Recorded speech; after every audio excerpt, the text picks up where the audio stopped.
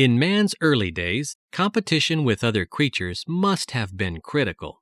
But this phase of our development is now finished. Indeed, we lack practice and experience nowadays in dealing with primitive conditions. I am sure that, without modern weapons, I would make a very poor show of disputing the ownership of a cave with a bear. And in this, I do not think that I stand alone. The last creature to compete with man was the mosquito.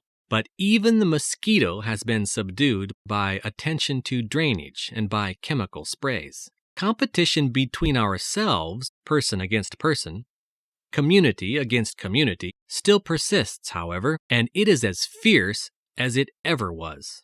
But the competition of man against man is not the simple process envisioned in biology. It is not a simple competition for a fixed amount of food determined by the physical environment, because the environment that determines our evolution is no longer essentially physical.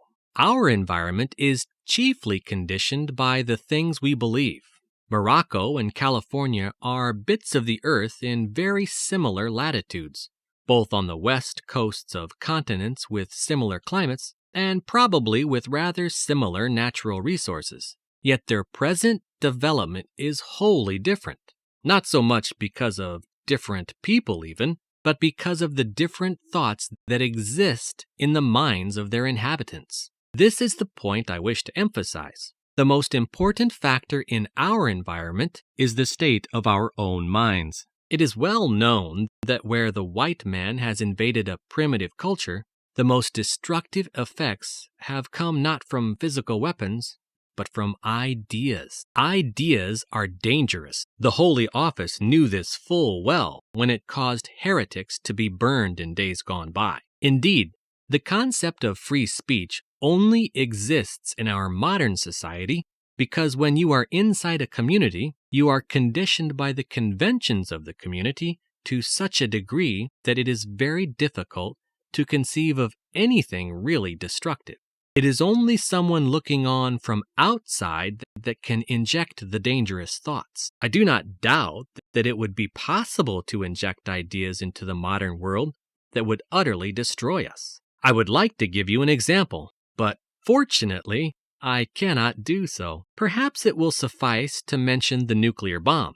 Imagine the effect on a reasonably advanced technological society, one that still does not possess the bomb, of making it aware of the possibility of supplying sufficient details to enable the thing to be constructed. 20 or 30 pages of information handed to any of the major world powers around the year 1925 would have been sufficient to change the course of world history. It is a strange thought, but I believe a correct one, that 20 or 30 pages of ideas and information would be capable of turning the present-day world upside down or even destroying it. I have often tried to conceive of what those pages might contain, but of course I cannot do so because I am a prisoner of the present-day world, just as all of you are. We cannot think outside the particular patterns that our brains are conditioned to, or,